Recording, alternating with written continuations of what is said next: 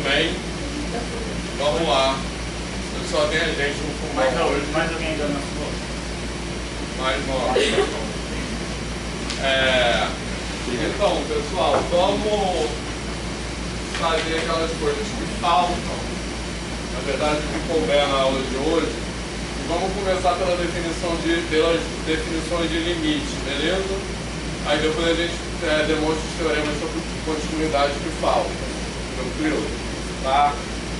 Então, eu estou colocando aqui o número do slide, mas ou o número do PowerPoint. O PowerPoint é aqui. Olha só. Então eu estou botando outras letras com a mesma melodia, porque essas definições de limite elas têm o mesmo ritmo da definição de continuidade e da definição de limites de sequências que nós vimos. Mas eu chamo de outras letras com a mesma melodia porque elas dizem outra coisa.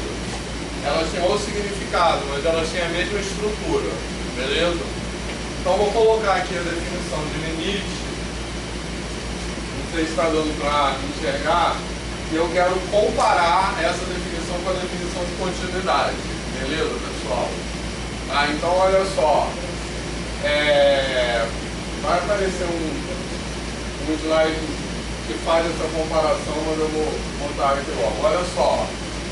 Então, o que a gente tem? Eu vou escrever embaixo a definição de continuidade. Para a definição de continuidade, eu acho que isso vai aparecer. Peraí. Vou botar. Viu? Apareceu aqui. Aqui a gente tem a definição de continuidade. Beleza? Então vocês estão vendo que são bem parecidas. Tá tranquilo? Tá?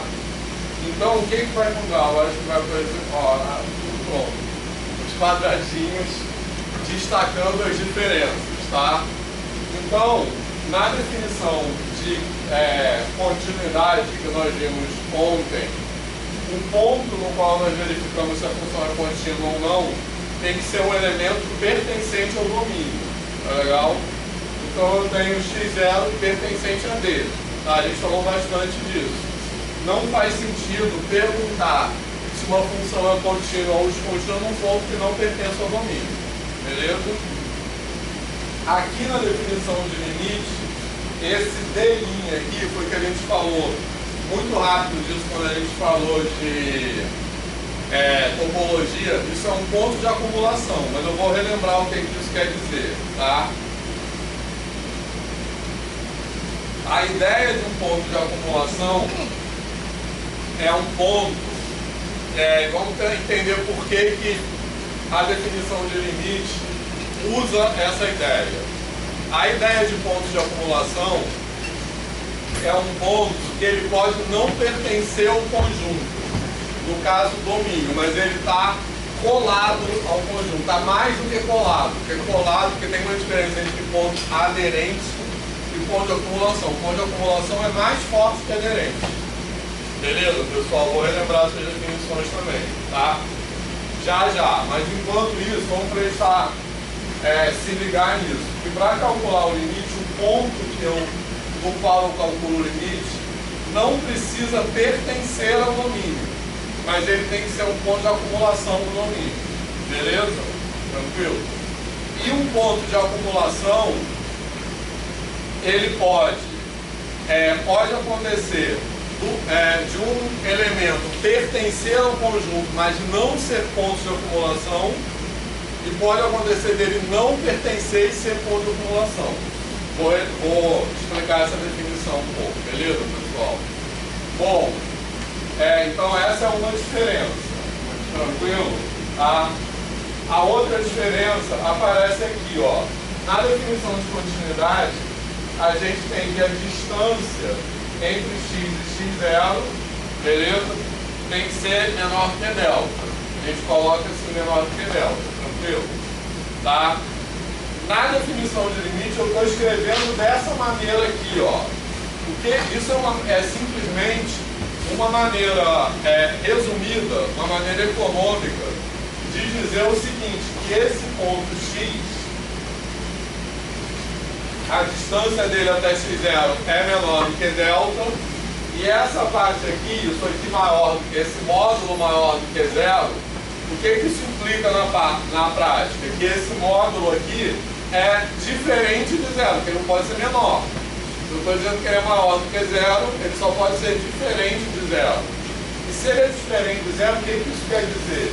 Que esse x tem que ser diferente de x0. Beleza, pessoal? Tranquilo? Tá? Ou seja, o limite, ele não olha. O que ele está olhando aqui? Ele está olhando simplesmente os pontos próximos de x0, mas não o próprio x0. Fez sentido isso? Porque eu tenho que a distância de x a x0 menor do que delta e x diferente de x0. Tranquilo? Então, o limite, ele quer estudar o que acontece perto de x0. Tranquilo? Mas não no próprio x0. Eu liguei ali,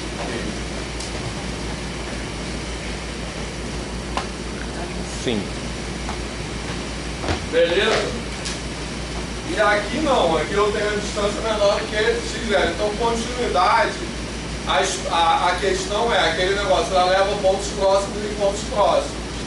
Então, a continuidade quer examinar a relação do valor da função no x0 com os pontos próximos de x0. Limite não importa o que acontece no x0, a função pode inclusive não estar definida no x0. Na continuidade não, ela tem que estar definida. Beleza, pessoal? Tranquilo? E a outra diferença é que aqui eu tenho o A, que é o valor do limite, né? Que eu estou escrevendo assim, ó. Limite de x0 igual a A. E aqui eu tenho o valor da função. Então o valor do limite, quando eu calculo o limite, ele não precisa ser o valor da função. Beleza? Vamos ver alguns exemplos para entender melhor isso. Tranquilo, pessoal? Tá? Então, em resumo, o que a continuidade quer? O que a gente, quando a gente pergunta a função é contínua em x0, o que essa pergunta quer dizer? A gente está perguntando o seguinte: os valores da função, né, informalmente, os valores da função nos pontos próximos da x0 são próximos ao valor da função em x0?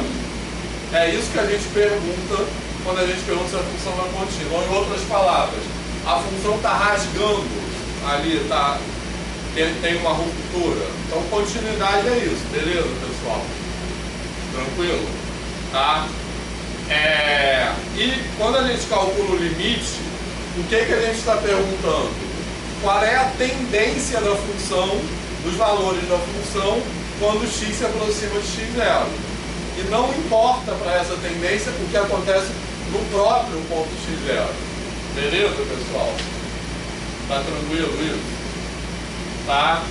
Bom, e aí tem casos onde eu posso verificar se a função é contínua ou não, mas eu não posso calcular o limite. E tem casos onde eu posso calcular o limite, mas eu não posso verificar se a função é contínua ou não, porque o ponto pode não pertencer ao domínio. Beleza?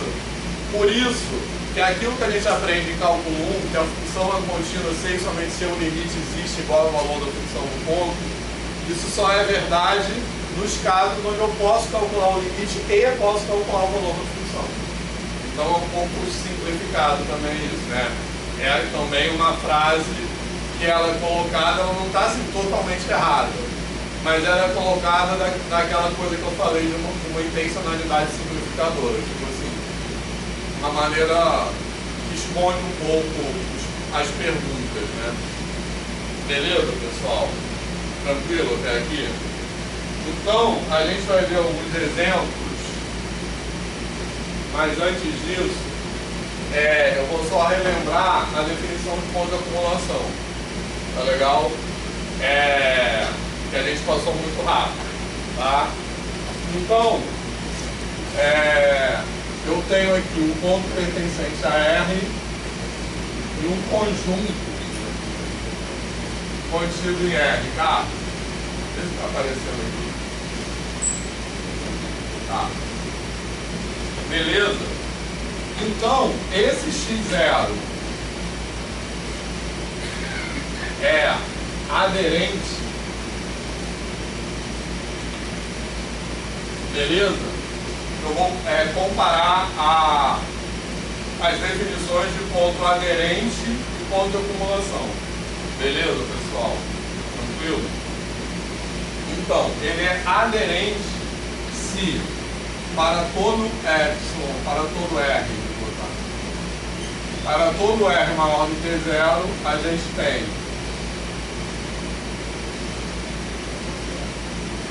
tá dando para ler isso? Alguém por acaso tem um terror mais, esse aqui fica melhor. Beleza, pessoal? Tá dando para ler? Tá? E x0 é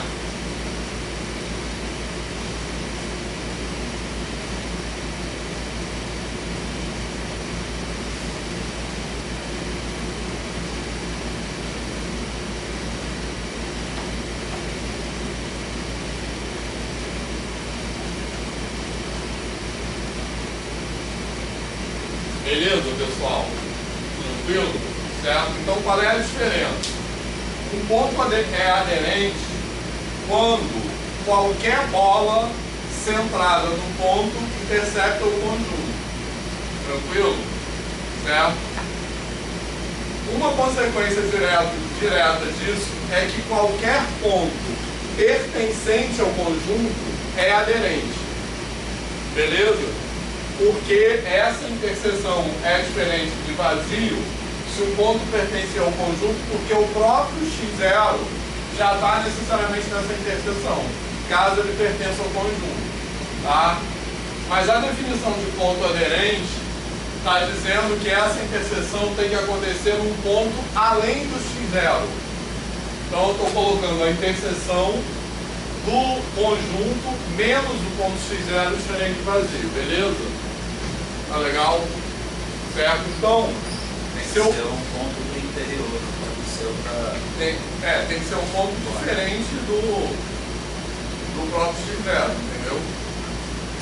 Não precisa ser do interior, tá? Tá, lembrei. Pode ser aqueles externos, né? Pode. Isso.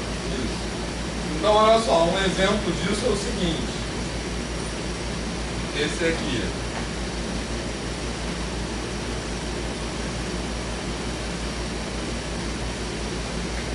Tranquilo, pessoal? Esse ponto 2 aqui, ele é aderente porque ele pertence ao conjunto. Então, qualquer ponto que pertence ao conjunto automaticamente é aderente. Mas ele não é ponto de acumulação. Porque para ser ponto de acumulação, eu teria que pegar qualquer bola centrada nele e dentro dessa bola eu teria que ter um outro ponto pertencente ao conjunto além do próprio 2. Ficou claro isso? Então, o fecho desse conjunto, que é o conjunto dos pontos aderentes, é isso aqui. E esse D' aqui, que em geral se usa essa notação, que é o conjunto dos pontos de acumulação, é apenas o intervalo fechado 0,1. Tá de boa isso? Certo? Tranquilo? Um teorema que dá para demonstrar sobre pontos de acumulação é que um ponto que dá para entender melhor que um ponto de acumulação, sem somente ser a interseção dele com o conjunto, é sempre a interseção de qualquer bola centrada nele com o conjunto é sempre infinita, beleza? Tá? Então ele tem que estar mais do que grudado, daí a palavra de acumulação, o conjunto tem que estar se acumulando perto dele, tá? Então, repetindo, ponto de acumulação sem somente ser qualquer bola de raio R intercepta o conjunto uma quantidade infinita de pontos. Tá de boa isso? Então, ponto de acumulação é isso. Tranquilo? Tá? Pontos de acumulação, sim. A interseção de qualquer bola de raio R e centro no ponto com um conjunto é infinita. Mas isso, esse teorema tem no PowerPoint anterior, tá? Beleza, pessoal? E destacando também essa diferença. Ponto aderente, qualquer ponto pertencente ao conjunto automaticamente é aderente. Ponto de acumulação não, ele pode pertencer ao conjunto, mas ele pode ser o que a gente chama de um ponto isolado, que é o caso do 2 ali. Nesse caso ele não é aderente. O caso do 1, por exemplo, que não está, mas toda a vizinhança deve estar. Então o 1 é ponto de acumulação. Sim. Porque qualquer vizinhança dele pega uma quantidade infinita de elementos do conjunto. Todo mundo percebeu isso? Porque ele não importa, importa a bola em torno dele. Isso, exatamente. Beleza, pessoal? Tá de boa isso? Tá? Bom, e traduzindo também essa definição em palavras. É aquela tradução parecida, né? A gente diria assim, ó, que os valores da função, certo, ficam arbitrariamente próximos desse valor A para valores de x suficientemente próximos de x0, mas diferentes do próprio x0. Tá beleza? Então o x0 não conta. Tá de boa? Vamos ver alguns exemplos para entender melhor isso, mas destacando também o seguinte: a gente está vendo aqui a definição, que tem várias definições, tá? Tem vários conceitos diferentes, que são conceitos diferentes mesmo, para os quais a gente usa a palavra limite. Tranquilo? O que a gente está vendo aqui é limite finito, tá? Então esse A aqui não pode ser infinito, beleza? O A é um número real. A definição de limite infinito, que é quando isso aqui tende a infinito, é uma definição diferente dessa. Que tem a mesma estrutura, a mesma música, mas é uma definição diferente. Tá de boa? Isso. Certo? É igual a gente já viu em limite de sequência, a mesma coisa. Quando a sequência tende a um número real, é uma definição. Quando tende a infinito, é outra definição. Beleza? E nesse caso aqui, a gente ainda tem a definição a ideia de limite no infinito, tá? Que é quando x tende a infinito. No caso do limite de sequência, é sempre x tendendo ao infinito. Por n tendendo ao infinito, né? Porque a gente só está interessado nesse caso. Beleza? Agora a gente tem limite de função real. Aí não, pode ter limite tendendo para um valor qualquer. Então tem tem um monte de definições e tem combinações dessas coisas. Tá? Então vamos ver alguns exemplos. Ó. Então o que eu tenho aí? Esse é o exemplo mais careta, porque eu coloquei uma função que o ponto x0 em questão é o ponto 1, tá? Que eu botei aqui, só um ponto qualquer, não importa. Mas é uma função, tipo assim, normal, uma reta, tranquilo, sem nenhuma interrupção. Então, nesse caso, a função está definida e é contínua em x0. Beleza? Certo? Porque esse ponto x0, ele é um ponto que pertence ao domínio e é um ponto de acumulação. Beleza? Tranquilo? Tá? Então, a função é contínua e o limite dela é igual ao valor da função do ponto. Beleza? Normal. Tranquilo? Bom, aí, um outro caso. Como funcionou para eu ter que desenhar isso? Um outro caso que eu botei aqui, olha só. O domínio dessa segunda função aqui é igual ao domínio da primeira, tá? Beleza? Certo? Só que o valor dela no ponto 1, eu botei um outro valor aqui. Tem uma bolinha aberta e o valor dela no ponto 1 é isso aqui, tranquilo? Tá? Então, eu tenho, o domínio é igual. Então eu tenho, da mesma forma que no exemplo anterior, eu tenho que esse x0 pertence ao domínio e é ponto de acumulação. Tá certo? Tranquilo? Então, se ele pertence ao domínio e é ponto de acumulação, eu posso verificar se a função é contínua e posso calcular o limite. Tá? No caso, qual é a resposta? A função é descontínua e o valor do limite é diferente do valor da função. O valor do limite é essa bolinha aberta aqui, beleza? E o valor da função é isso aqui. Então essa função está rasgando. Tá legal? Certo? Tá de boa? Um outro exemplo, que não está dando para ver aí, mas aqui tem só uma bolinha aberta aqui. Tá de boa? Certo? Então aqui o domínio da função, no caso, eu estou excluindo esse ponto x0 do domínio da função. Tá de boa? O domínio da função é esse intervalo menos o ponto 1. Tá certo? Então o que acontece? Esse ponto 1, ele é ponto de acumulação, mas ele não pertence ao domínio. Tá de boa? Beleza, pessoal? Tranquilo? Tá? Então, como ele não pertence ao domínio, não faz sentido nem perguntar se a função é contínua. Beleza? Nesses dois exemplos aqui primeiros, como o ponto pertence ao domínio, eu posso fazer a pergunta. Beleza? A pergunta se aplica. E ela tem respostas diferentes. Na primeira, a resposta é sim. No segundo, a resposta não. Mas nesse aí, eu não posso nem perguntar. Beleza? A pergunta, a função é contínua em x0, não se aplica. Tranquilo? É igual perguntar assim, 1/3 é par ou ímpar. Beleza? O conceito não se aplica àquele número, àquele dado, né? Tá de boa isso? Tranquilo? Certo? Mas o limite existe. Tranquilo? E finalmente mais um exemplo. O limite vai existir nos três, porque os três são pontos de acumulação. Né? Os três eles são pontos de acumulação. Tá beleza? Esse quarto exemplo aí, esse é o mais exótico. Rasgado.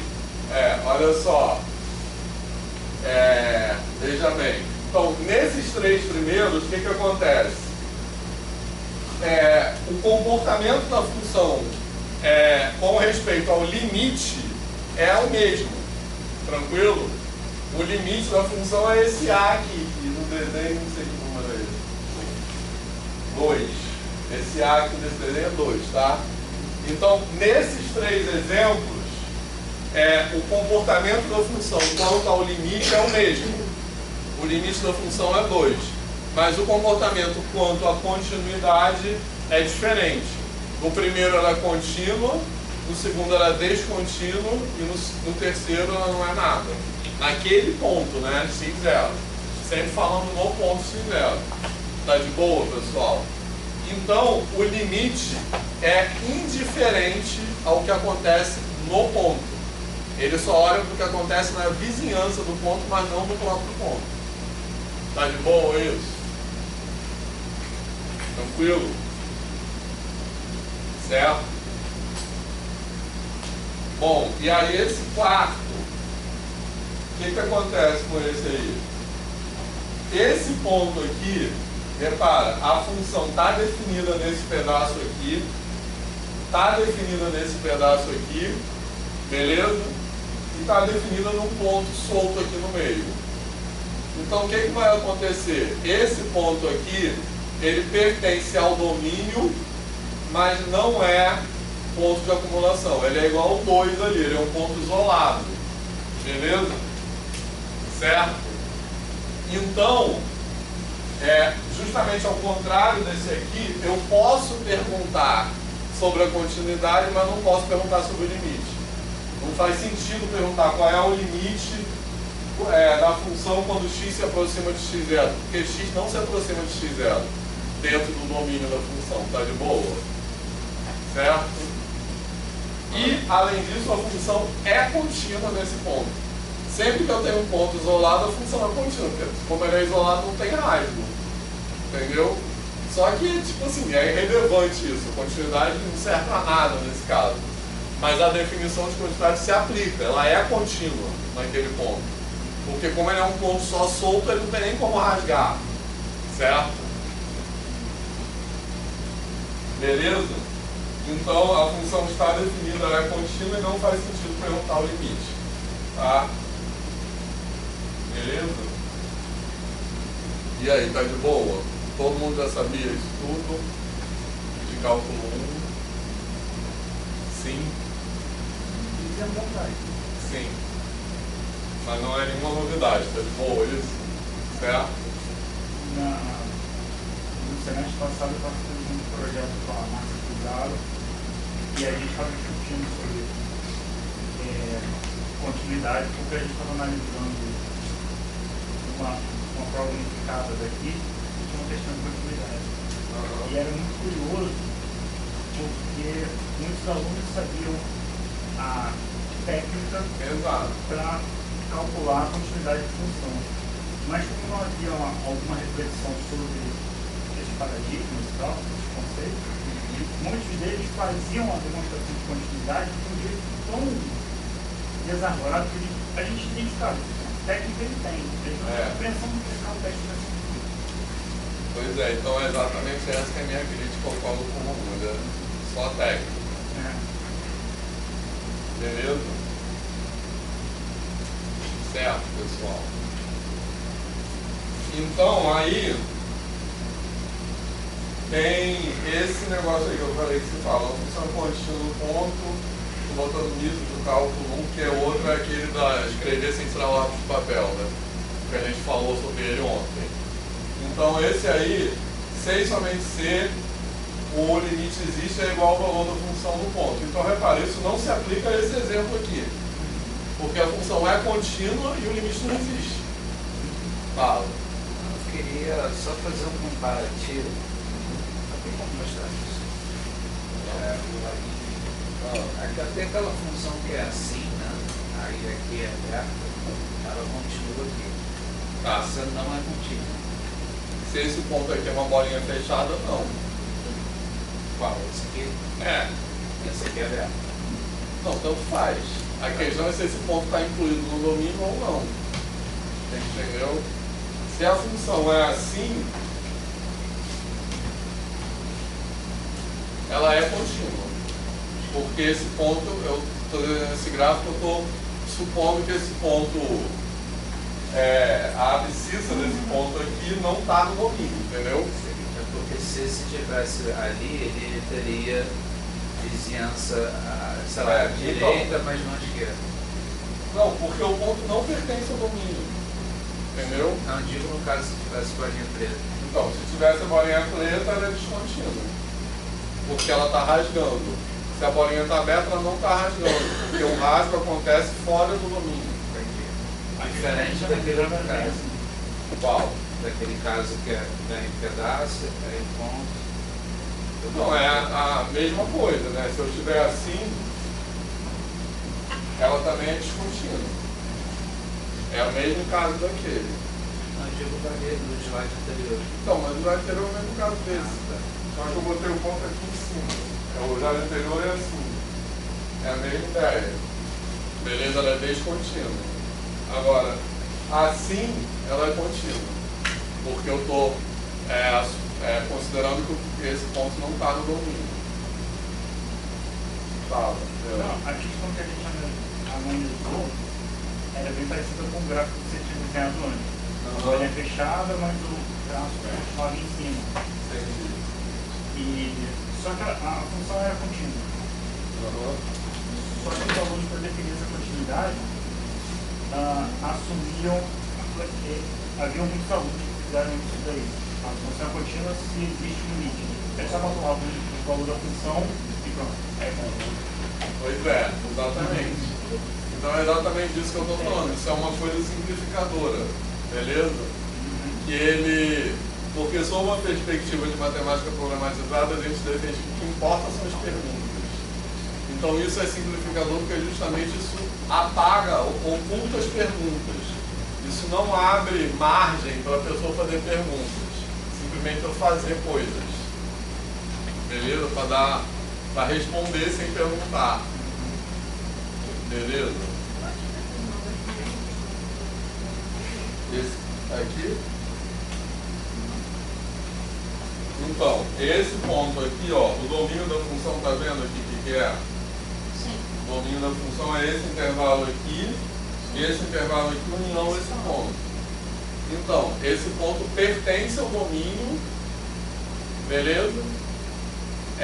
Mas não é ponto de acumulação, tá de boa? Porque ponto de acumulação eu teria que ter uma vizinhança dele se eu pegasse outros pontos do conjunto. Não tem. Quer dizer, uma não, qualquer vizinhança dele. Mas é contínuo em x0? É contínuo em x0. Sempre que eu tenho um ponto isolado, a função é contínua naquele ponto. Porque ela não está rasgando, entendeu? Beleza? Tranquilo? Porque olha só, quando eu aplico a definição...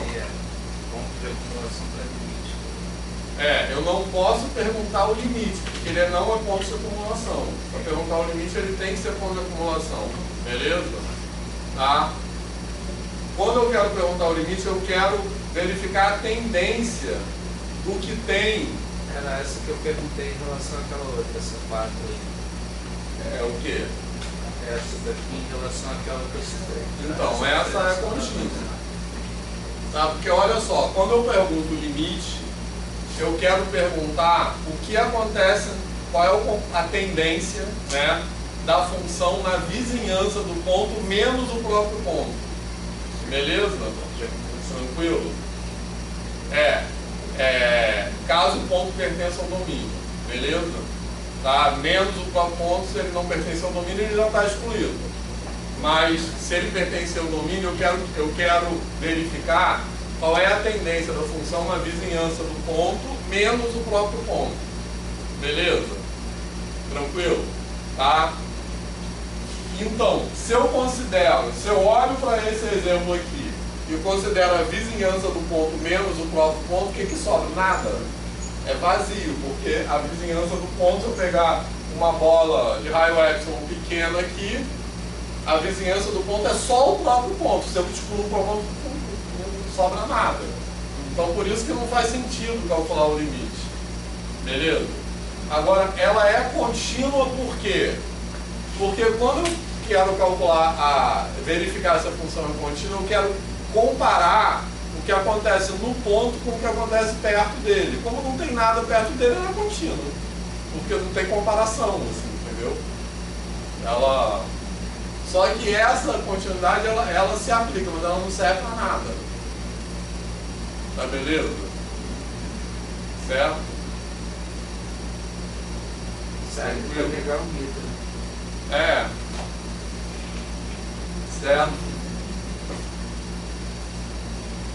Aí, por essa mesma ideia de ponto de acumulação, eu vejo que das outras, por exemplo, daquela ali e daquela dele, são pontos de acumulação que considerar a vizinhança deles. Isso, porque a vizinhança deles intercepta um conjunto de uma quantidade infinita de pontos. Quer dizer, intercepta um conjunto de um ponto que não é o próprio ponto. Esse ponto aqui, ele só intercepta o conjunto nele próprio. Então, por isso que ele não é ponto de acumulação, entendeu? Então, o que acontece? Quando eu pegar a vizinhança do ponto menos o próprio ponto, é vazio. Porque não tem nada na vizinhança do ponto a não ser o próprio ponto. Por isso que não faz sentido calcular o limite, entendeu? Certo? Agora, olha só, por que ela é contínua? Na definição de continuidade, posso apagar isso aqui? Tá?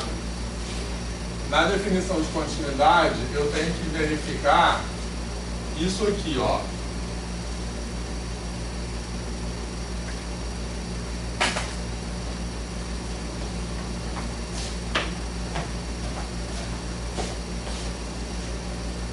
Se x, né, aquela parte.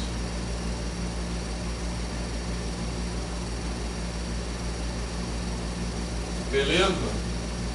Tranquilo? Ou seja, para todo x que a distância é menor do que delta, isso aqui tem que ser menor do que epsilon. Beleza? Tranquilo? Então, repara só, se esse ponto x0 é igual naquele desenho ali, ele é um ponto isolado, beleza? Tranquilo? Tipo naquele quarto exemplo ali. Se ele é um ponto isolado, então, na vizinhança dele, e aqui eu tenho que pegar esses pontos x pertencentes ao domínio, beleza? Tranquilo? Eu só estou querendo explicar por que quando eu tenho um ponto isolado como aquele ali, a função sempre vai ser contínua nesse ponto, tá? Deixa eu fazer outro desenho aqui. Tipo assim, faz conta que uma função é assim, o domínio dela vem até aqui, e aí tem um ponto x0 aqui assim, solto. Beleza, pessoal? É o mesmo caso daquele ali. Tranquilo? Certo?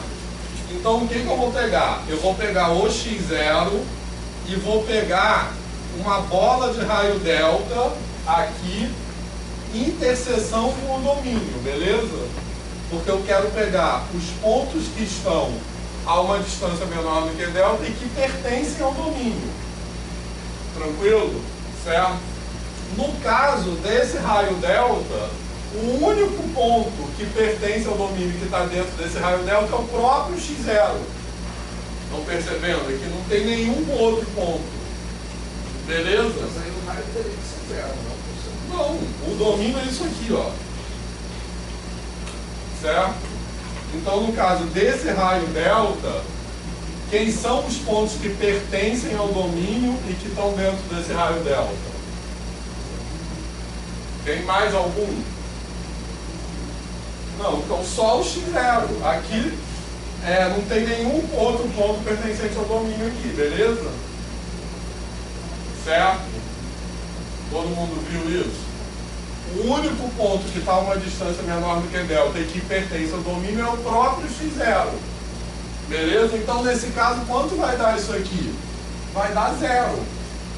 Porque o único ponto que eu vou calcular f de x menos f de x0 é o próprio x0. Então, isso dá 0, vai ser sempre menor que epsilon. Beleza? Tranquilo? Porque essa distância aqui vai dar 0 só. Tem sentido isso? Sim ou não? Não, mas aí o raio da bola não é zero? Não. Não, olha só. Veja bem, vamos... Na verdade, assim, vamos entender isso, mas isso não serve para nada, tá? Mas é só assim, para entender que a definição se aplica nesse ponto. Olha só. Vou fazer um desenho aqui.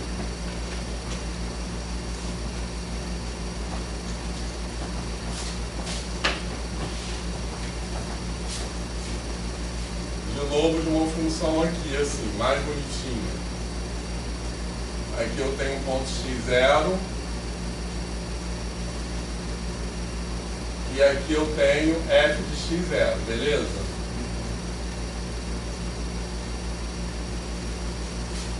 Tranquilo? Certo? Então, eu vou pegar um raio epsilon aqui. Beleza? Eu peguei esse raio epsilon. Tá de boa? Certo? Agora, eu tenho que escolher um raio delta de tal maneira, eu tenho que descobrir algum delta maior do que 0. Esse aqui é o meu raio epsilon. Tá de boa? De tal maneira que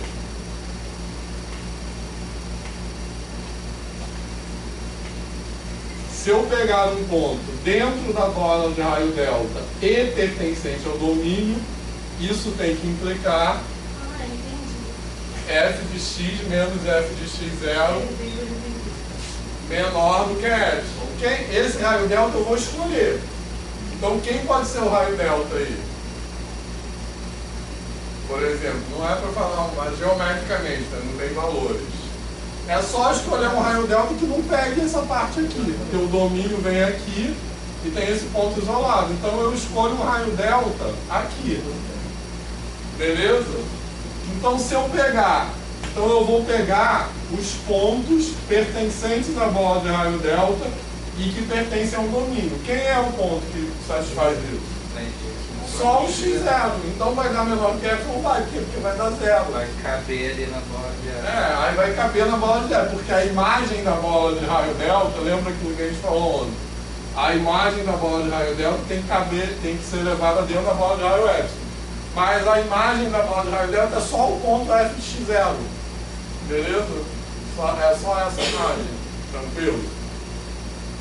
Beleza? Tá de boa isso?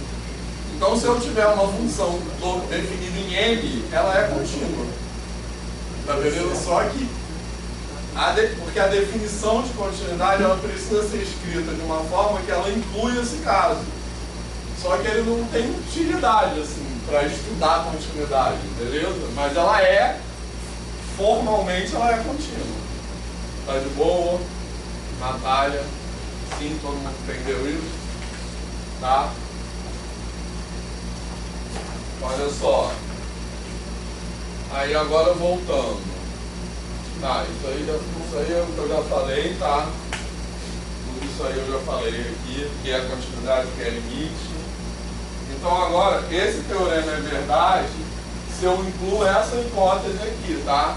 Isso é verdade quando o ponto ao mesmo tempo pertence ao domínio e é ponto de acumulação. Porque é o caso no qual eu posso falar de continuidade dele e limite. Tá beleza? Tá? Enfim. E aí, alguma dúvida sobre isso? Tá.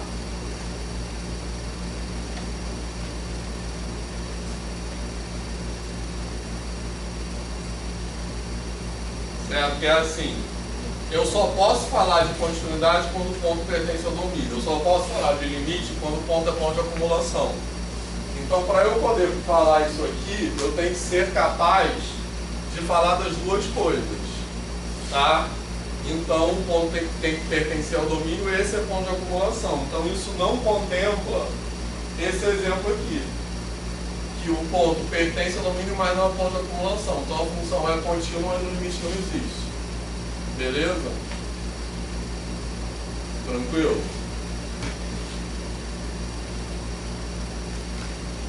Vou repetir isso que eu estou falando dessa intencionalidade simplificadora, né? Uma intencionalidade utilitarista, porque vai cair na prova, tá? Que é o seguinte. Vocês podem concordar ou discordar dessa crítica, tá? Porque a pergunta na prova sempre é assim, tá? Precisa concordar comigo, mas tem que argumentar. A minha crítica quando você faz essas coisas acochambradas em cálculo, né? Não é uma falta de formalismo, porque essas coisas estão erradas formalmente, beleza? A gente não vai falar derivado, por exemplo, um exemplo que eu gosto muito, né? Foi da minha tese de doutorado, inclusive, fala a derivada é a inclinação da reta tangente no ponto, beleza?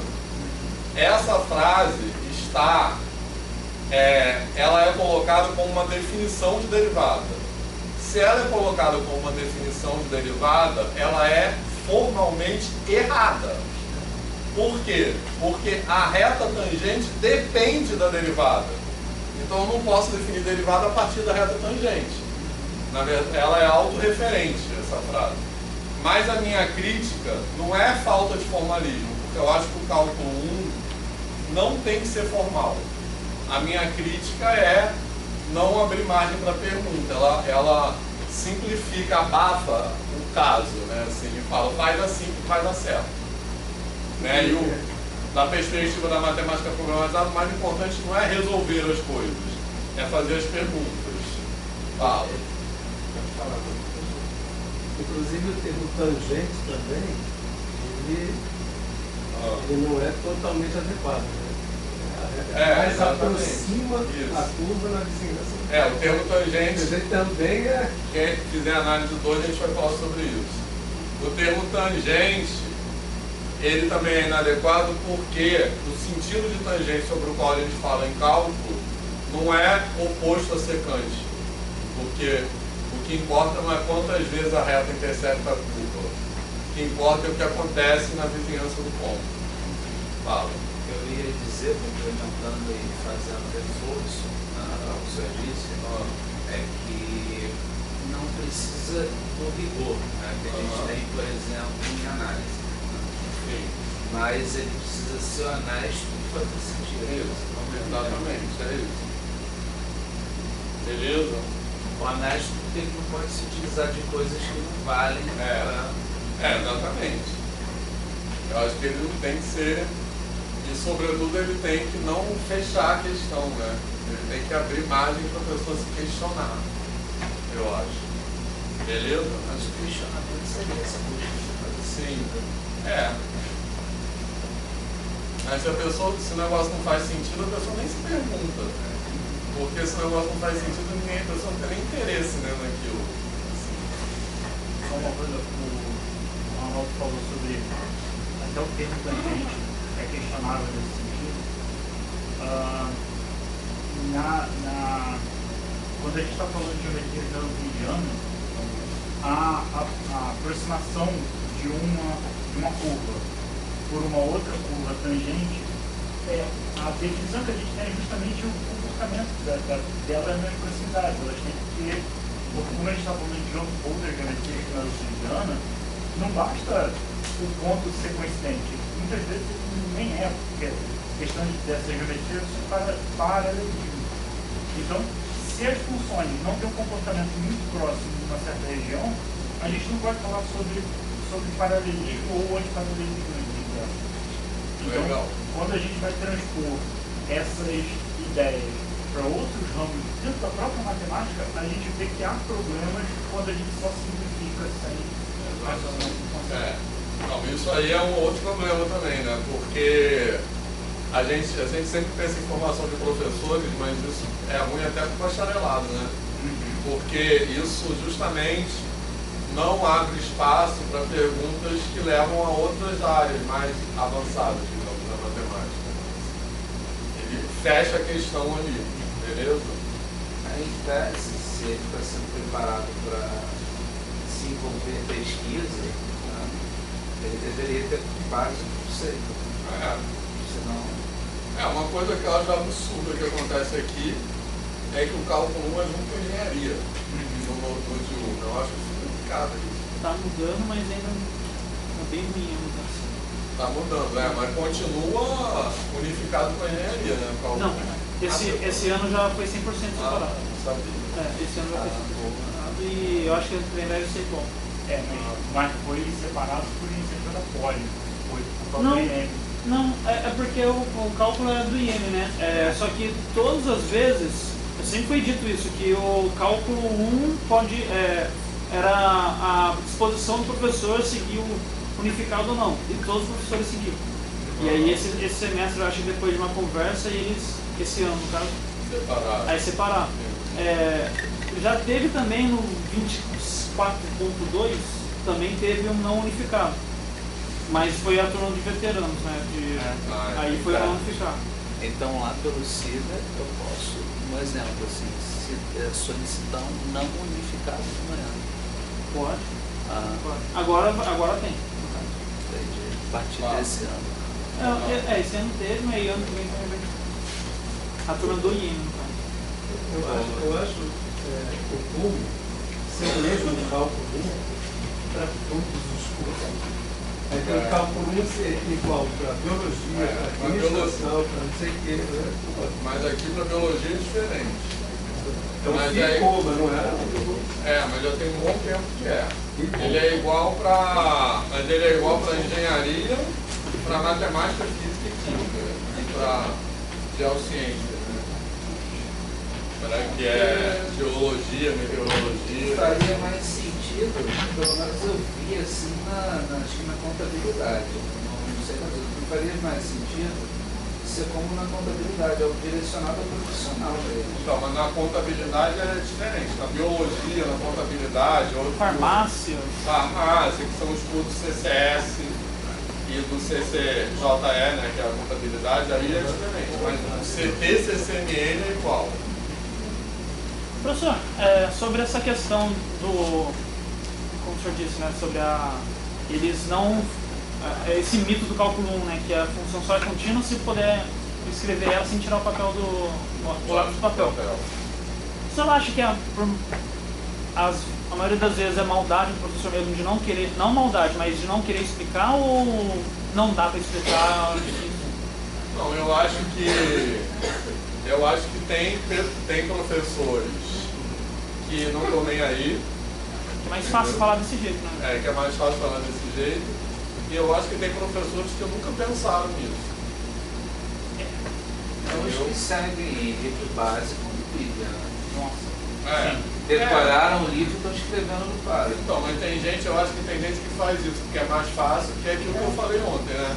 Esses livros, o modelo desses livros foi produzido na década de 60, assim, final de 50 e começo de 60, ou seja, tem mais de 60 anos que esse modelo, nem todos os livros foram escritos nessa época, mas os que vieram depois copiaram essa template.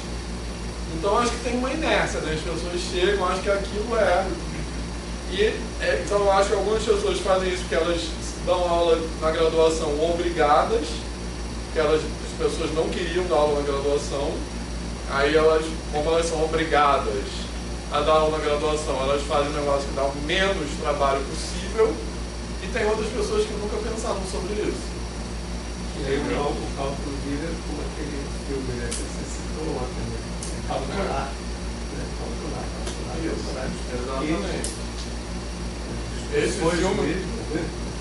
filme é muito legal ver essas cenas, né? Que é muito louco. Tem um quadro negro, tipo assim, 5 metros de altura, aí eles sobem numa escada, né? Pra...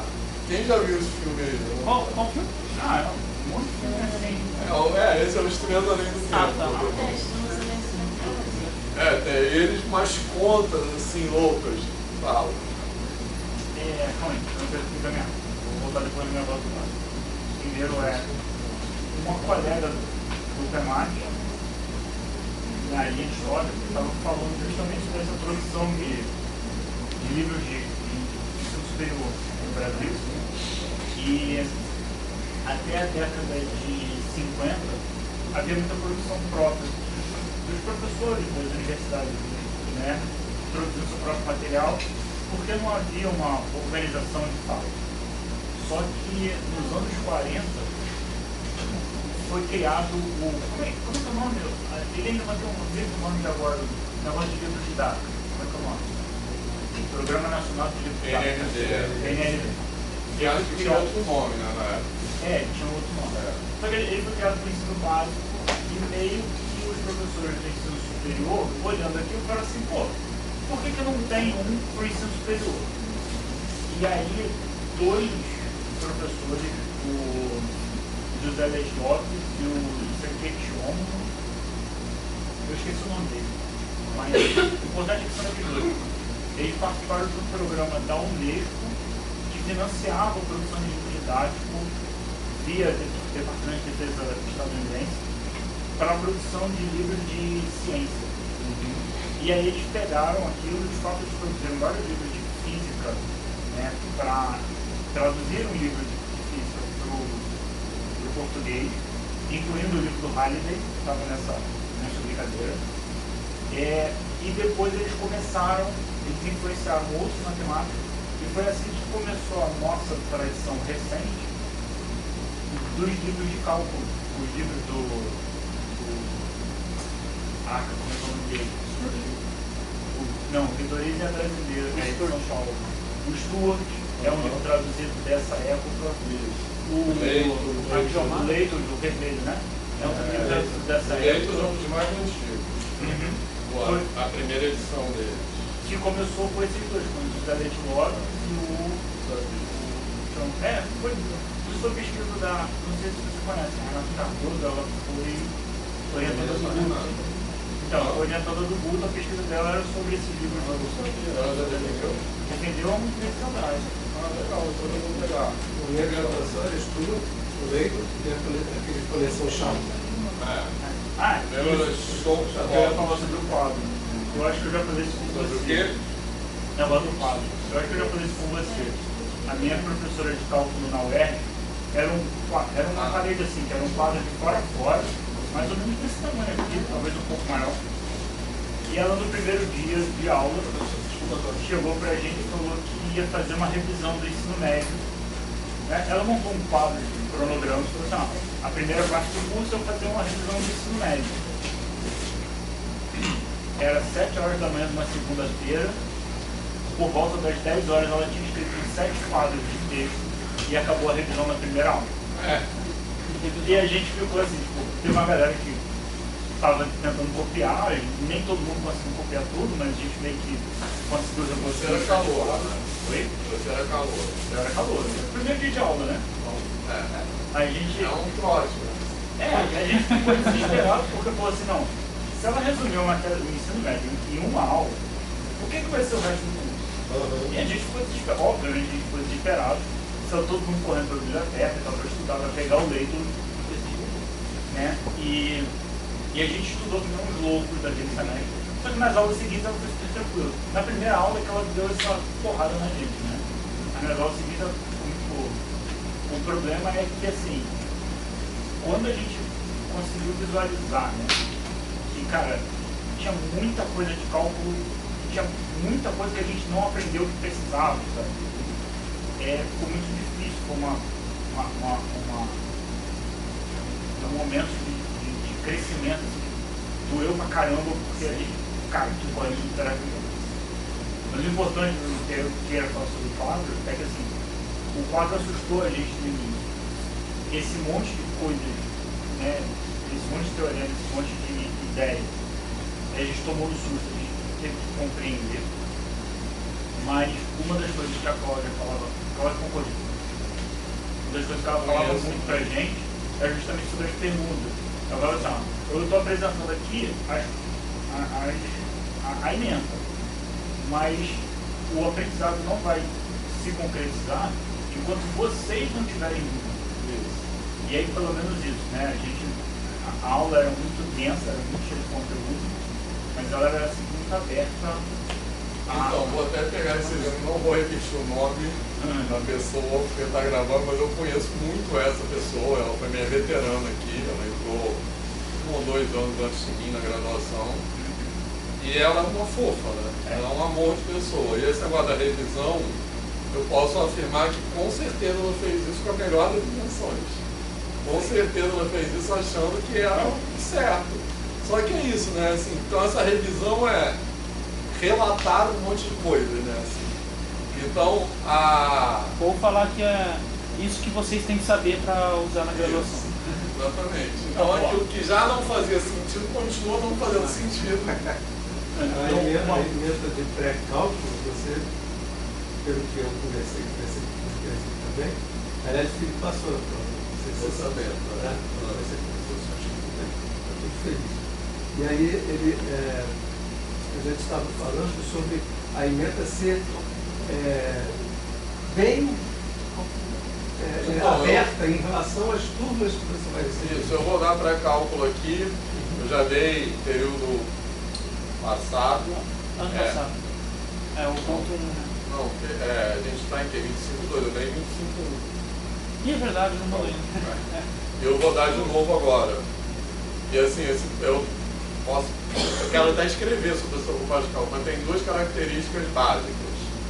Esse pré-cálculo que eu estou dando, que é muito diferente do que as pessoas dão, pelo que eu estou vendo.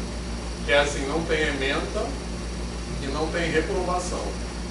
Para mim não faz sentido ter reprovação no pré-cálculo. Essa segunda parte, inclusive, tem gente que você no nariz a rodo. Mas não tem nada a ver. Se você vai reprovar no pré-cálculo, então você vai trazer a reprovação para o pré-cálculo. O pré-cálculo do integral é unificado. Mas deixa de ser no cálculo 1, vai ser no cálculo 0, né? Pré-cálculo. Engenheiro também está fazendo o mesmo pré-cálculo do que o pessoal do IEM. O cálculo não está unificado, mas o pré-cálculo está. Então esse pré-cálculo eu só reprovo por falta. Porque eu nem dou nota, né, nos trabalhos. Porque também a pessoa se inscrever no IEM uma aula e ia passar também não, né? Então, eu só reprovo por falta. Mas tem uma certa vez conversando com um colega de trabalho, estava falando dessa diferença de curso formativo e curso, de um outro nome, mas significa estudante. E em curso formativo não faz sentido a reprovação porque você vai formando a pessoa tem que sair daquele curso com algum conhecimento. Quando o curso ela usou essa outra palavra que eu realmente não lembro, tem que lembrar. Quando o curso é nesse sentido excludente, você está querendo selecionar quem é que aprendeu e quem não aprendeu. Essa é a prova. Né? Não faz sentido cálculo zero ser de fato. Eu acho. Porque cálculo zero para mim é para receber a pessoa na universidade. Aí você recebe a reprova. É acolhimento, né? É acolhimento, exatamente. Enfim, mas vamos lá. Então, pessoal, olha só. Isso que eu estou colocando aqui é um teorema análogo àquele que a gente falou ontem, que a gente vai demonstrar daqui a pouco, tá? Já, de caracterização de continuidade por sequências. Beleza? Então, da mesma forma, tem um teorema. Qual teorema era aquele? Uma função contínua no ponto x0, C e somente C, ela leva sequências convergentes para x0 e sequências convergentes para f de x0. Então aqui é análogo a isso, só que em vez de f de x0 é a, que é o valor do limite. Então o limite da função é a, C e somente C, limite da função em x0 é a, C e somente C, toda sequência convergindo para x0 é elevada numa sequência convergindo para a. Tá de boa isso, pessoal? Tranquilo? Certo? E agora, antes de demonstrar esse teorema, vamos ver exercício, que é igual ao outro, a gente vai fazer o outro, tá? Vamos ver outras letras com a mesma melodia. Então, olha só, esse aí, o que acontece? Agora eu tenho limite de f de x com x é igual a infinito, tá? Então aqui é outra coisa, porque não é um caso particular do outro conceito, é outro conceito. Porque aqui a gente está falando de divergência, e ali a gente está falando de convergência, de se aproximar e se afastar, né? Então, o que muda aqui? Em vez de dizer essa parte aqui é igual, tá? A outra. Porque eu continuo olhando para os pontos que estão próximos de x0, mas diferentes do próprio x0, beleza? Tranquilo? E só que em vez de eu falar que os valores da função ficam arbitrariamente próximos do valor a, que é o limite, eu vou falar que os valores da função ficam arbitrariamente grandes. Tá certo? Beleza? Então eu estou dizendo, para todo n maior do que 0, esse n é um patamar, é um valor grande, existe um delta maior do que x0, tal que x menos x0 é maior do que delta implica f de x maior do que a. Ou seja, a função tende a infinito se os valores da função ficam arbitrariamente grandes para valores da variável suficientemente próximos de x0. Beleza, pessoal? Então, repara, eu estou dizendo que é outra letra com a mesma melodia porque ele fala outra coisa, mas fala outra coisa com o mesmo ritmo. E aí tem várias definições de limite, certo? Que em vez de decorar todas, se a gente entende essa melodia, a gente consegue escrever todas. Beleza? Se não fosse assim, eu não seria professor de cálculo, porque eu não ia decorar isso nunca. Beleza? Então, alguns aqui, ó.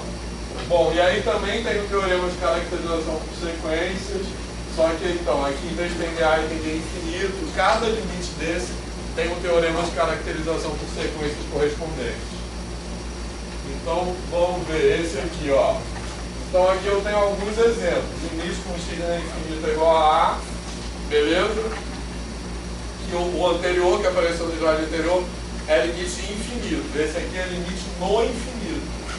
Esse aqui é limite no infinito e infinito. Esse aqui é limite à direita. Beleza? Que eu pego só valores de x maiores do que x0. Tranquilo? E aí tem combinações. Eu posso ter limite à direita no infinito, etc. À esquerda. Tranquilo, pessoal? Então, vamos escrever a definição desse primeiro aqui, que é mais legal, por exemplo. Então, esse aí, o que eu quero definir? Eu quero dizer que limite de f de x quando x tende a infinito é A. Então, o que isso significa? Significa, olha só, que os valores de f ficam arbitrariamente próximos de A, porque A pertencente a R, para valores de x, x tende a infinito. Então, é para valores de x suficientemente grandes. Então, como é que é essa definição? Para todo epsilon maior do que zero, porque esse epsilon maior do que zero vai aparecer no final para dizer que os valores de f de x ficam próximos de A. Beleza? Agora eu tenho que dizer que os valores de x ficam suficientemente grandes. Então, suficientemente grande, em vez de existir delta, existe um k, sei lá, ou n, maior do que zero. Beleza? Tal que x maior do que k implica f de x menos a menor que f. Então perceberam a mesma letra, ou a mesma melodia com outra letra, né, na verdade. Professor? Também é que quando o x tende a um x0, ele é igual a infinito, não sei se tem... Esse é o que estava no slide anterior. Esse é limite infinito, esse aqui é limite no infinito. Beleza? Esse aqui é infinito no infinito. Então esse aqui vai ficar como? Aqui em vez de epsilon vai ser um m também. Então para todo m maior do que zero, existe um k maior do que zero, tal que x maior do que k implica f de x menor do que epsilon. Beleza? Maior do que n. Maior que n. Então quando eu quero dizer que ele fica próximo de A, eu tenho que colocar a distância dele a A menor que alguma coisa. Quando eu quero que ele fique arbitrariamente grande, eu tenho que botar ele maior do que qualquer M. A ideia é essa. Desculpa. Nesse caso, f de x menos A, que é esse não, aqui, ó. o segundo não é f de x só. É só f de x. O segundo é assim. F de x maior do que N. Maior. É sem módulo, tá? F de x maior do que N. Eu quero dizer que é sem módulo, porque eu quero dizer que F de x é positivo mesmo, em grande. Beleza? Tranquilo, pessoal? Certo? Tá de boa? Ainda posso alterar assim, ó. Se aqui em vez de infinito fosse menos infinito, aí eu colocaria f de x menor do que menos m. Entendeu? Ou poderia pegar um m menor que zero ali, mas assim é considerado mais elegante. Ali é menos m. Porque agora eu estou escrevendo quando tende a menos infinito. Então menor do que menos m. Eu quero f de x arbitrariamente grande negativamente, né? Grande em módulo, mais negativo. Beleza? Tranquilo, pessoal? Tá? Então, agora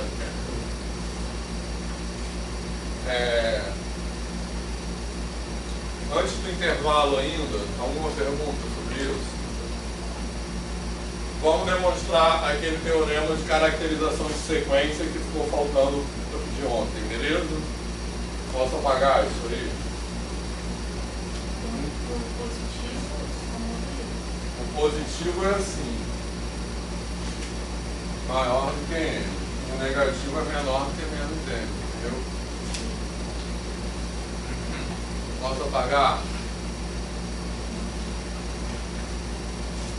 Pode? Tá.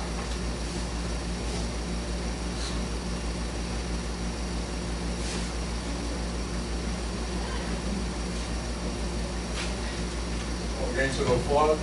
Pode, tirei. Tá. Quem que quer? Eu quero.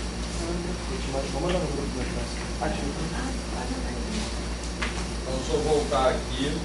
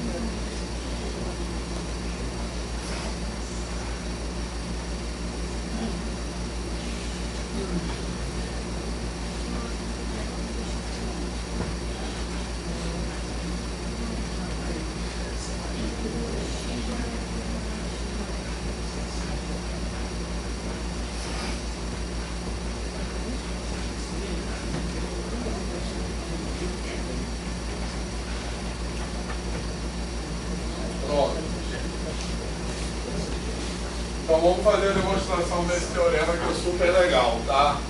A demonstração está escrita aí no PowerPoint, vamos fazer aqui no quadro, beleza? Então olha só, ela é super legal porque ela tem várias particularidades, tranquilo? Então, e como eu falei, ela é uma demonstração bem, ela é sintática, que é assim, ela só usa as definições das coisas, mas usa de uma maneira particular, digamos assim, beleza? Então olha só, vamos fazer a ida primeiro, tranquilo? Então a ida desse teorema, a hipótese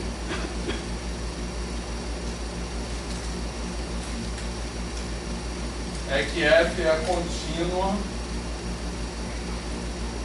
em x0, beleza? Tranquilo?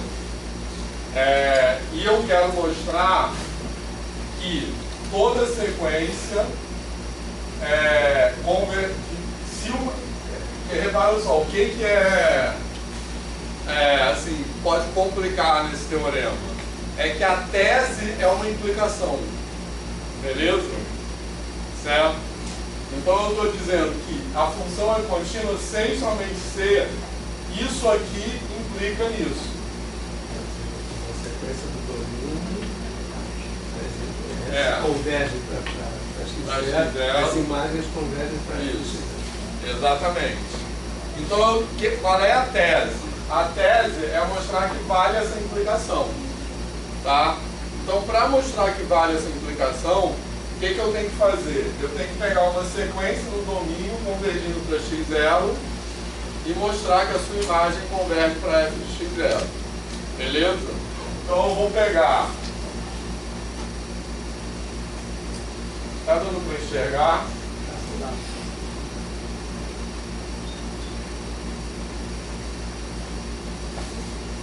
Beleza, pessoal? Tranquilo? Tá? Bom, tá dando para enxergar, né? Tá. Aí, o que eu sei? Eu sei que a função é contínua, tranquilo? Tá? Então, veja bem, como é que eu vou explicar? Vamos lá. Eu tenho que conseguir, qual é o meu objetivo? É mostrar que eu vou pegar yn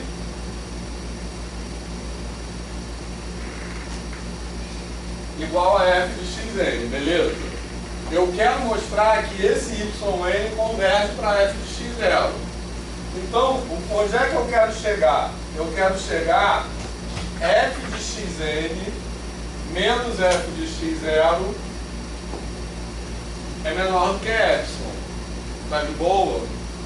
Eu quero chegar nisso, para todo epsilon. Beleza? Definição de convergência de sequência. Para todo epsilon existe n0 tal que isso aqui fica menor do que epsilon. Aí eu vou pegar, seja epsilon maior do que zero. Tá de boa? Certo? Tranquilo? Só que como é que eu vou conseguir esse n0? Eu vou conseguir, porque eu sei isso aqui por hipótese, que xn converge a x0.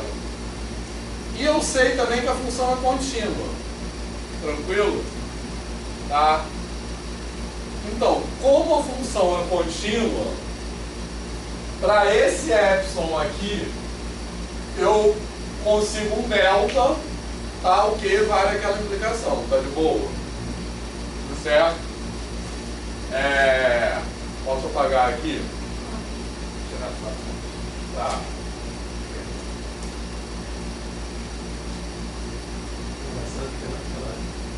Ele é lógico. Ele é lógico, agora a demonstração mesmo. Na minha cabeça eu pego, eu visualizo aquela imagem. Você tem um x0 ali, eu consigo pegar um intervalo ali. Isso. E conforme eu vou reduzindo aquele intervalo, eu também vou reduzindo. Isso, é exatamente isso. Mas eu não sei descrever isso. Agora eu escrevi exatamente. Então, é perfeito, é exatamente isso que ele falou. Só que o que vai me permitir escrever isso? A definição de continuidade. Que não vai rasgar, então não vai ter nenhum ponto que vai sair daquele intervalo. Então olha só, posso apagar só isso aqui?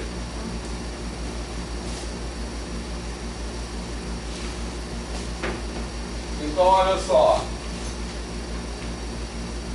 como f é contínua em x0, então vai existir um delta maior do que zero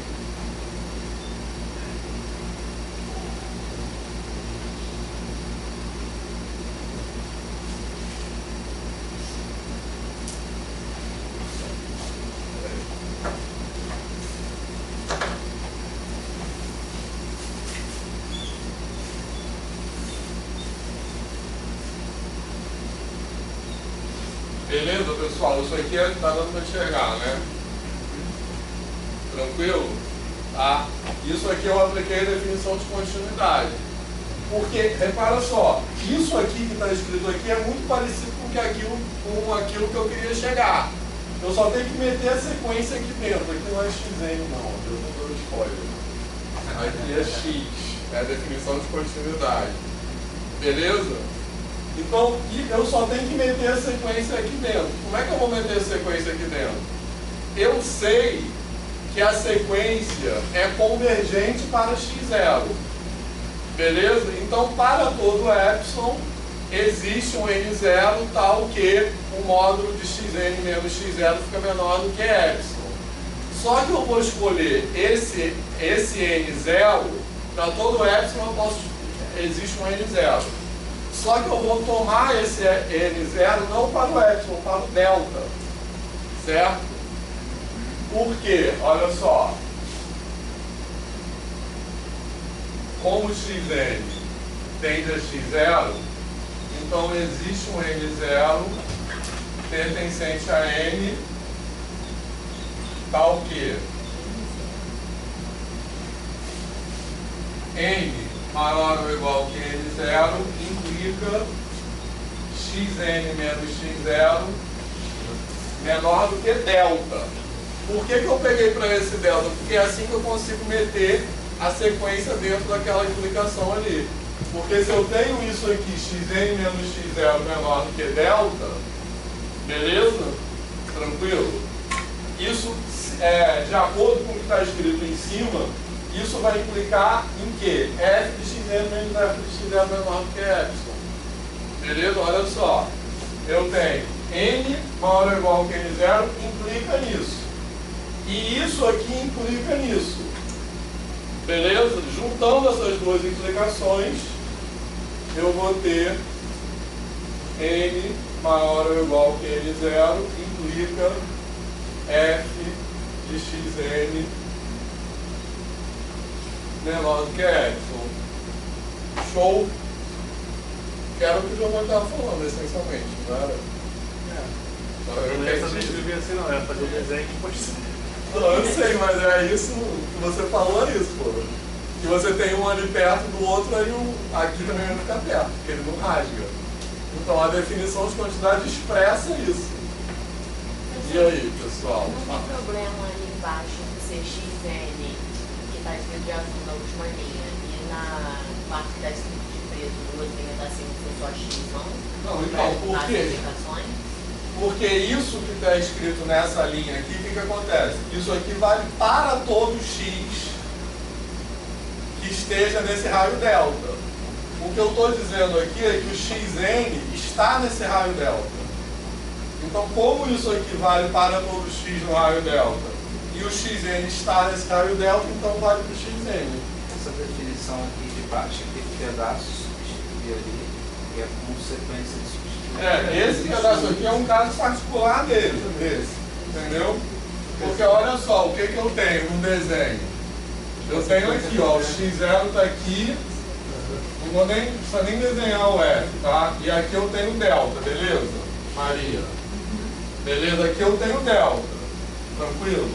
Então, essa implicação que está aqui vai valer para todo x nesse intervalo. E os xn são o quê? Eles são... O xn está aqui, o xn são alguns pontos, né? Dentro desse intervalo. Então, como essa implicação aqui vale para todo x nesse intervalo, em particular vale para o xn, que os xn são alguns elementos desse intervalo. Só que aí eu tenho que justamente colocar o xn correspondente aqui. Por quê? Porque esse x que aparece aqui é o mesmo que aparece aqui.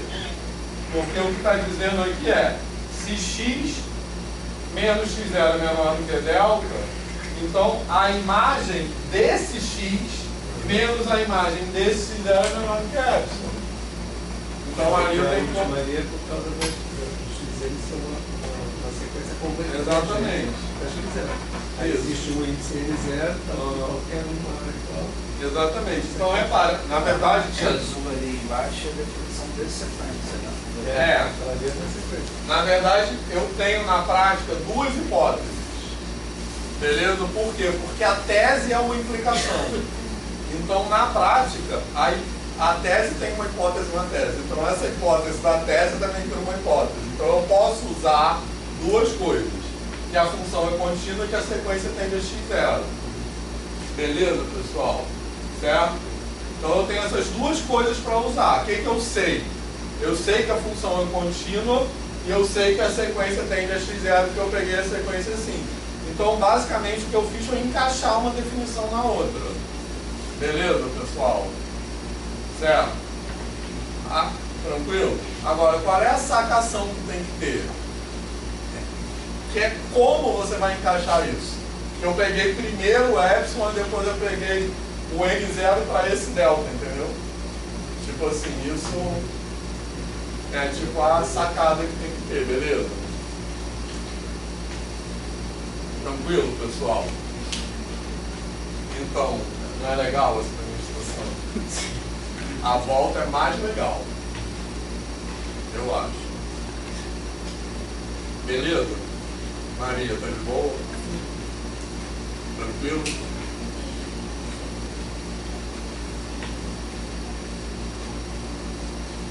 Então vamos lá, posso apagar? Isso está escrito aqui, tá?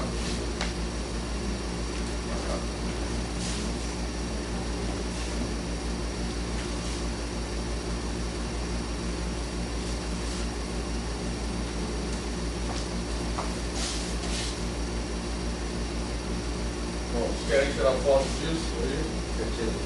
Não, disso aqui? Não sei porquê, mas tudo bem, porque isso está no PDF. Então vamos fazer a volta. Tá, deixa isso aí. Então repara, a volta é essa implicação aqui. A volta é que toda sequência, aí, tipo assim, eu falei que a demonstração da volta é mais legal, por quê? Porque ela usa basicamente manipulação de sentenças lógicas. É isso que a gente vai usar. Tá? Por quê? A gente vai usar essa demonstração é por contrapositiva. Beleza? Ela é bem por contrapositiva. Todo mundo sabe, assim, não é uma nomenclatura muito importante, mas sabe a diferença entre fazer uma demonstração por absurdo e por contrapositiva, né? Porque contrapositiva eu quero mostrar que A implica B e eu implico que não B implica não A. Beleza? Então é isso que eu vou fazer. Eu vou mostrar que a negativa disso implica que a função não é contínua. Beleza? Aliás, ao contrário, que a função não contínua implica na negativa disso. Beleza, pessoal? Isso é uma demonstração por contrapositiva. A demonstração por absurdo é quando eu quero mostrar que A implica B e eu suponho A e não B.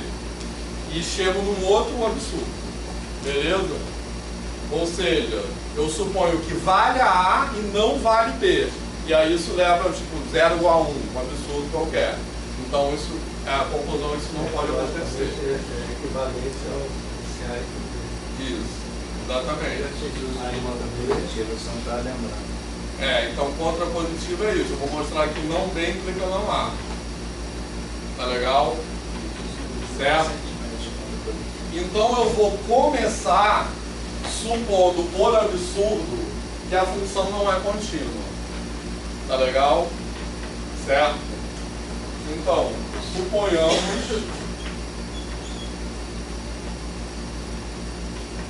f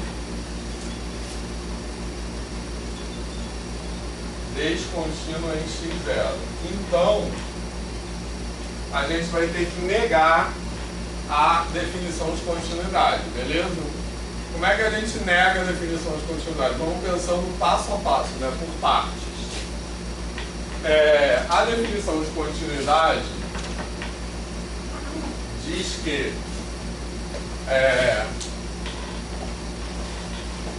que para todo epsilon existe um delta tal que vale aquela implicação. Beleza? Como é que a gente começa a negar isso? Eu tenho que começar, se eu estou afirmando, se eu quero negar que para todo epsilon existe um delta, eu tenho que começar dizendo que existe um epsilon para o qual aquilo ali não vale para nenhum delta. Tá de boa? Certo? Tranquilo? Então, eu vou dizer que existe um epsilon zero tal que para todo delta maior do que zero. Beleza? Alguma dúvida até aqui? Então o que eu quero dizer aqui? Eu quero dizer que, porque a afirmação existe um delta para o qual aquela implicação vale.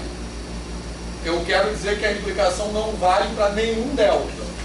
Ou seja, para todo delta, a implicação não vale. Tá de boa, pessoal? Certo? Agora, como é que eu nego uma implicação? Uma implicação A, vou escrever aqui, qual é a negação de A implica B? Como é que eu nego que A implica B? Quem sabe isso? Quando é que isso não vale uma implicação? Porque quando eu falo que A implica B, eu quero dizer o quê? Que sempre que A vale, B vale. Então, o que quer? Não B. A e não B. Isso aqui é A e assim, A e não B. A e não B é a negativa disso, beleza? Hã? Todo mundo está de boa com isso? Certo? Então, qual é a implicação que eu quero negar? É essa aqui, ó. Xn menos x0 menor do que delta implica f de xn menos f de x0 menor do que s. Então eu quero negar isso aqui. Tá legal? Então, para negar isso aqui, eu tenho que dizer que existe um caso no qual isso vale e isso aqui não vale. Tá legal? Então, então para todo delta, aqui não é n, é x. Beleza? Que vale que aquele intervalo ali é menor que delta, mas ele não é menor do que epsilon. Na verdade, eu vou afirmar que existe um valor de x que está nesse intervalo menor do que delta, mas que o f de x não está no intervalo maior do que epsilon. Beleza? Tranquilo? Tá? Então esse é o A e não B. Quer dizer, existe um caso no qual isso vale, então existe um x para o qual isso vale e isso aqui não vale. Tá? Então, para todo delta, vai existir um cara que eu vou chamar de x delta, beleza? Porque ele depende do delta, que é para todo delta, existe um cara que vai satisfazer isso. Então, existe um elemento do domínio com x delta menos x0 menor do que delta e f de x delta menos f de x0 maior ou igual que epsilon0. Tá de boa isso? E aí? Deu para acompanhar? Tranquilo? Porque a linha negativa seria menor, ali vai ser maior ou igual. Sim. Porque isso é o não B, tá? O B é o que? Isso aqui. Qual é o não isso? Não isso é maior ou igual que epsilon. Tá de boa? Certo? Bom, agora, como eu estou fazendo por contrapositiva, o que eu fiz até agora? Eu neguei... Fora da bola. Tá fora da bola, exatamente. Mas o que eu fiz até aqui? Eu só estou usando lógica, tá? Eu neguei a tese, beleza? Agora, onde eu quero chegar? Na negativa da hipótese. Tranquilo? Certo? Professor, o que está escrito ali depois do existe um x pertencente? X delta. Isso, depois, Tem a última com. palavra. Com. Tá. A gente tá o quê? Só para não ficar dois tá o quê? Eu poderia botar tá o quê? Porque ia ficar feio. Tá o quê? Entendeu? Existe um x delta, x índice delta, beleza? Era essa parte. Pertencente a D. Lembrando que por que eu botei x índice delta? Porque indexar é uma maneira de explicitar uma relação de dependência, né? Esse x depende, para cada delta existe um x. Então, por isso que eu botei esse índice delta, beleza? Então, agora eu quero chegar na negativa da hipótese. A hipótese é isso aqui, tá? Então eu quero chegar na negativa disso, é uma contrapositiva. Só que a hipótese também é uma implicação, tá? Então como é que eu chego na negativa?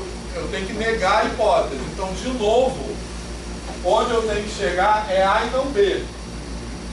Beleza? Tá? Então eu tenho que mostrar que existe uma sequência que converge para x0, beleza?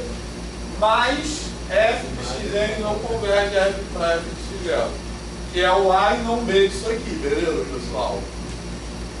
Fez sentido isso? Tá? Certo? Eu quero... A hipótese é, sempre que isso acontece. Eu vou negar isso dizendo que isso pode acontecer sem que isso aconteça. Então, por isso que a negação disso é A e não B. Beleza? Tá? Mas aqui, então eu tenho que exibir uma sequência. Tá legal?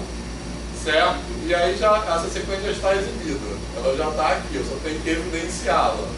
E para fazer isso, o que eu vou fazer? Isso aqui não vale para todo delta. Tranquilo? Se isso aqui vale para todo delta, eu vou escolher alguns valores particulares de delta. Eu vou pegar delta igual a 1 sobre n. Tá? Mas por que 1 sobre n? Porque eu quero alguma coisa que tenda a zero. Tranquilo? Por que eu quero isso? Já vai aparecer. Poderia ser 1 sobre n2, poderia ser 2 elevado a menos n. Então eu vou pegar delta igual a 1 sobre n com n pertencente a n, beleza? Tranquilo? Certo? E aí eu vou botar isso aqui no lugar de delta. Tranquilo? Então, esse delta depende de n pertencente a n. Então eu vou ter xn menos x0 menor do que 1 sobre n, beleza? Que delta é igual a 1 sobre n, e f de xn menos f de x0 maior ou igual que epsilon0, beleza, pessoal? Aí acabou, porque repara só, como isso aqui é menor do que 1 sobre n, quando n tende a infinito, isso aqui tende a zero, beleza? Então xn tende a x0, tranquilo? E isso aqui não pode tender a zero, porque isso fica maior do que epsilon. E esse epsilon é um valor fixo. Existe um epsilon. Então esse epsilon está parado. Tá legal? Então isso aqui não pode tender a zero. Isso aqui vai ficar barrado pelo epsilon. Essa diferença aqui é menos, né? Nunca vai poder tender a zero. E aí? Legal essa demonstração? E aí, viajaram com a sensação de que não conseguiriam fazer essa demonstração Sensação, com certeza. Mas era assim. Essa demonstração daria para fazer por absurdo ou não tem como? Nossa. Nunca pensei nisso, não sei. Você falou, né? Escolheu-se fazer por conta positivo. Mas por que não por absurdo ou outra? Essa é uma boa pergunta, eu não sei explicar. Pra mim, assim, é porque eu olho para isso aí e tenho a sensação que é por conta positiva. Talvez tenha um outro caminho, assim. Mas esse é o caminho que mais me vem à cabeça, assim. Mas é porque eu vejo esse desenho, né, também, assim, sabe? Tô vendo... Sei lá. Então, talvez tenha. Claro. O primeiro está tendendo necessariamente a zero. O segundo vai tender a zero também. Certo? Não, o segundo não vai tender a zero. Ele fica maior do que F. Justamente esse é o Ele teria, mas não vai. O absurdo seria dizer isso. o xn converte para x0, mas a função não. Seria isso? Oi? O absurdo disso seria dizer que xn convergindo para x0 implica que a função xn não converge para f de x0. Então, sim, eu teria que tomar isso como hipótese e chegar num outro absurdo. Eu acho que ficaria mais complicado, entendeu? É ser maior do que o epsilon, não tender a zero. Mas olha só, para entender por que isso é não tender para zero, a gente tem que prestar atenção nos quantificadores. O que são os quantificadores? Existe para todos. Tranquilo? Então, o que está escrito ali não é que isso vale para todo epsilon. É que existe um epsilon. Esse epsilon é um valor que está fixo. É tipo 2. Se eu escolho o epsilon 10, por exemplo, eu estou aproximando de zero, estou contrariando. Então, esse epsilon 10, ele embarrera, ele não deixa se aproximar de zero. Porque essa distância aqui fica sempre maior do que 10. Como é que ele vai se aproximar disso, entendeu? Então, não sei se é o caso disso daí, porque eu também não conheço outra demonstração. Mas, para muitas demonstrações em que os quantificadores são existe e para todo, é muito difícil você encontrar uma contradição, porque o existe, a contradição dele é não existir. E como é que você vai começar uma hipótese que leve à não existência desse prédio? Aproveitando que eu estou com a palavra, vou repetir algo que eu coloquei no grupo. Tem um livro da Lilian Nasser que fala sobre demonstrações de argumentos na formação no ensino superior, né? Formação inicial. Tem várias dissertações e teses sobre isso aqui no programa. Eu acho legal a gente ter esse tipo de leitura, do porquê escolher certas demonstrações não outras.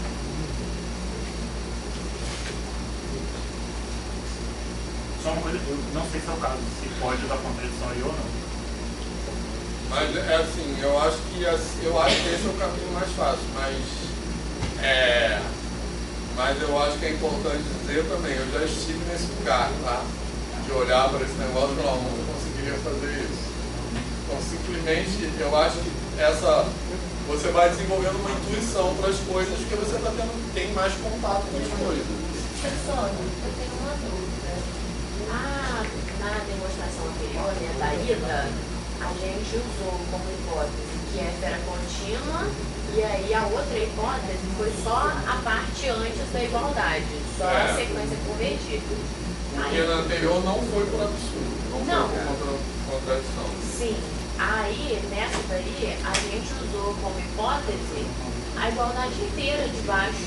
Não, porque nessa aí, olha só, vamos fazer o esquema lógico, posso apagar ali? Essa aí, como é que eu demonstrei isso? Não, mas tipo assim, sem pensar em qual que vai ser a técnica que eu vou usar. Mas não acho que não é técnica que fala. Mas você tem que, porque isso que você está perguntando depende da técnica que eu vou usar, entendeu? Por que eu usei essa implicação, entendeu? É porque isso de ser uma implicação na eu acho que ajuda isso aqui, ó. Eu estava querendo demonstrar que A implica naquela tese, só... Aliás, desculpa, é o contrário. Eu queria mostrar que uma coisa implica na outra. A hipótese, o que é a hipótese? A hipótese é isso aqui. Beleza? Então, nesse caso aí, a hipótese é uma implicação. Então eu quero mostrar que a hipótese implica nisso aqui. Isso aqui é a tese. Beleza, pessoal? Então, eu tinha essa situação aqui, ó. Eu quero mostrar que um A implica B, isso aqui tudo é a hipótese é uma implicação, que isso aqui implica em C. Beleza? Só que eu quero fazer isso por contrapositiva. Como é que é a contrapositiva? Não C implica em não isso aqui. Mas o que é não? O que é não isso aqui? É A e não B. Então foi isso que eu mostrei. Eu mostrei que não C implica em A e não B. Beleza? Então por isso que eu cheguei a essa conclusão aqui, ó. Essa conclusão que eu cheguei aqui é o A e não B. Beleza? Tranquilo, pessoal? Então intervalo de 10 minutos, na volta vamos falar do teorema do valor intermediário.